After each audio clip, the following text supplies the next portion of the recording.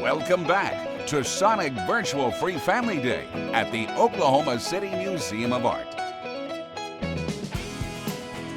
I'm Shelby Love, hanging out with Malcolm Tubbs today at the Oklahoma City Museum of Art for the Sonic Virtual Free Family Day. Remember, write down this secret code, SONIC20, so you can visit the museum with your family. Just go to okcmoa.com to register. Shelby, I don't know about you, but I'm ready for a sweet treat. Malcolm, I don't think you can eat that, but I think we do have a treat for the ears on the way. Oh, you must be talking about the Sugar Free Allstars then, huh? Yeah, well, take it away, guys. Monster truck, monster truck, monster truck, monster truck, monster truck, monster truck. All right, y'all, we are Sugar Free Allstars. Pump your rock fist in the air. Bright lights and a sold-out crowd. It's hard to hear because the screaming so loud. Air is electric, it may overload. They call my name and pyrotechnics explode.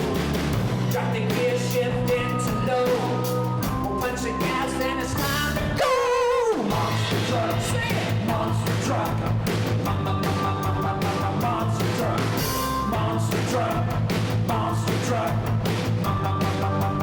Monster truck. All right now. Can you listen? Tear it around the arena floor. Kick your little dirt like you never seen before. Spinning tires out 6 feet tall. Rolling over cars and we crush them all. Unto you, I'll make this pledge. You'll get the whole sleep and all you need the edge. Monster truck, monster truck, monster truck, monster truck, monster truck, monster truck. I love you. Well, I know anything about a monster truck. The first thing that comes to mind is a big, mean vehicle that smashes stuff. I'm gonna tell y'all something about a monster truck you may not know. Believe the monster trucks have a soft side. They like to listen to some Air Supply or Sublime Origin. Strawberry pancakes for the breakfast with whipped cream. And when they watch sad movies, sometimes I start to cry. But the telephone rings and then it's back to work again. All right, monster truck drivers, time to put on your helmet. Now the next thing we gotta do is we gotta start our engine. So put your key in the ignition and rev the motor like this. Now right over there is a ramp, and on the other side of that ramp are 40 buses that we're gonna try to jump. Can we make it? Well, why don't we just give it a shot? Let's do it! Put your hands on the wheel like this. Rev the motor one more time like this. And here we go! Oh man, repeat it with me. We're halfway to ramp. We're the ramp. Come up here! We just made it over 17 buses. No way! 20 buses. Wow! 26 buses. 32. 35. Dr. Rock, are we gonna make it? No! Smash! Smash! Smash! Everybody, we're smashing those buses. They say all right. With a Hyundai there. How about you go down those buses? 1, 2, 3. Monster trucks. Monster truck. Monster truck. Monster truck. Oh yeah. Monster truck. Monster truck. Monster truck. Monster truck. Monster truck. Monster truck. Monster truck. Monster truck, yeah! Ow, monster truck! Monster truck, yeah! For those about to monster truck, we salute you! Fire!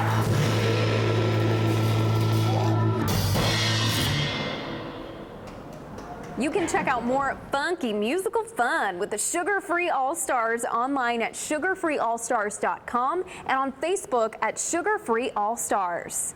The Family Funk Super Duo will be back later in the show with more musical mayhem. Oh my gosh, these Donald Beechler roses are absolutely incredible, Malcolm. Yes, they are. And you know what? I think these are the same pieces that inspired local artist Marissa Raglin to have us creating our very own masterpieces at home. Let's check that out. Thanks, Malcolm and Shelby. My name's Marissa Raglin, and today I'm going to be doing a collage workshop inspired by the Pop Power Exhibition's Donald Beechler work.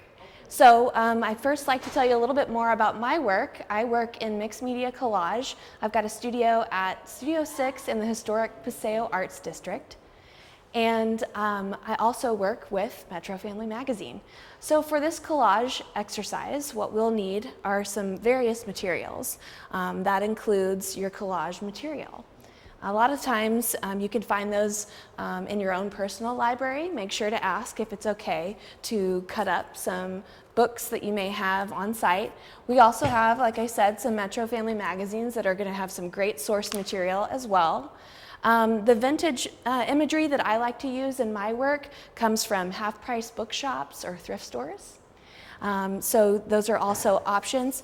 You also could work with some textured paper, and we'll talk more about that here in a second. I have some pre-cut images as well as postcards that you could be inspired from. Now, as far as that's what you'll be pulling from, so I encourage you to really develop a nice full pack of imagery that inspires you, from the color to the texture, whether that means fringing on the ends of your works. As far as paper, you're going to want to have paper that has a nice tooth to it. So I like to work with watercolor paper, and it comes in various sizes. Additionally, collage artists like to talk about the type of glue they use, and I recommend using matte medium work, or if you have glue sticks or rubber cement, that's a great option too. For the matte medium, I usually recommend a foam brush. Now, how you're going to cut out the imagery is going to be with your scissors, your X-Acto knife, and if you're using the X-Acto knife, make sure to be careful, you'll need a cutting mat as well. So, in the interest of time, I've pre-cut my materials out, and I wanted to show you guys how I get started on applying these images to paper. Now, to add to the imagery, you could also add a Sharpie, pens, markers that you're able to add a nice texture.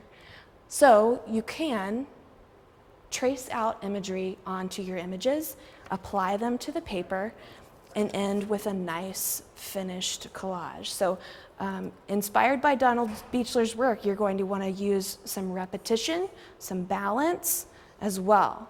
So using the foam brush or the glue stick, you can secure these images down, but creating a nice balanced composition. So with that, make sure to sign your image and you have a finished collage work of art. We want you to share your projects with us. Post it on your Facebook page and tag us at OKC MOA. And we're back looking at a different artist, and Amanda, this is not a print, this is a different type of art. It is a sculpture by the artist Keith Haring. In fact, it's a sculpture made out of concrete. So Keith Haring was inspired by Egyptian hieroglyphics. What are those? Yeah. Ancient Egyptians, instead of using letters or numbers to write and tell stories, they used pictures and symbols called hieroglyphics. I can see a few things in here that are somewhat recognizable, like feet and legs, maybe a head up here with a crown on it. What's this supposed to be? So the outline, the shape of this whole sculpture kind of resembles a sarcophagus, which was like a coffin, the lid of a coffin with pictures on it. Yeah. Now, ancient Egyptian hieroglyphics were not Haring's only inspiration. He also took inspiration from graffiti. Let's go take a look at a couple of prints by Keith Haring. So, Amanda, this looks different than the previous prints we saw by Warhol and Lichtenstein. These are bright, saturated colors, almost like the colors of a highlighter. You can almost imagine these big, thick lines were made by some sort of big drawing instrument, maybe like a piece of chalk. A fat marker or a piece of chalk, definitely. So Keith Haring, his other big inspiration was graffiti art. In fact, that's how he got his start as an artist. Yeah, on subways in New York, there are big panels for ads, all kinds of billboard-like advertisements. These were painted black because nothing was on them at the time, and he would use big white chalk to draw very similar figures. Now, these figures are not exactly human. I see 2 feet, 2 legs, 4 arms for the 2 individuals, but they're connected by one long giant neck. Amanda? And these 2 figures are sharing one head, but we can definitely tell whatever these figures are, they're in motion. We have all these big, bold, black lines, and we can imagine them dancing around. Wiggling back and forth, all of that action. Now, there's another thing about Keith Haring that was fascinating. He had a studio, but it wasn't just like a fine artist studio where only art people would go. He wanted it to be more like a community center where everyone felt welcome.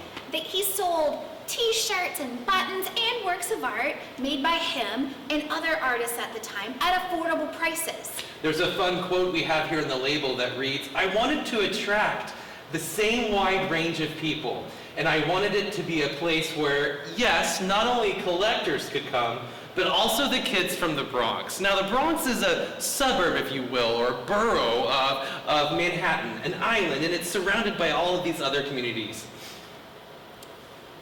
Thank you so much for joining us for our tour today. We cannot wait to welcome you back in our building. Please visit okcmoa.com for more information. To be or not to be, whether 'tis nobler or the wiser, I would Malcolm, like to... What are you doing? We have a show to do. I'm an actor, Shelby. Okay, all right. Why don't we just leave the acting to the professionals? How about that? Okay, that works. What's up for OKC Improv? Woo! We're popping up with pop art. Let's have some virtual fun. Come on out to the museum and see the Pop Power exhibit.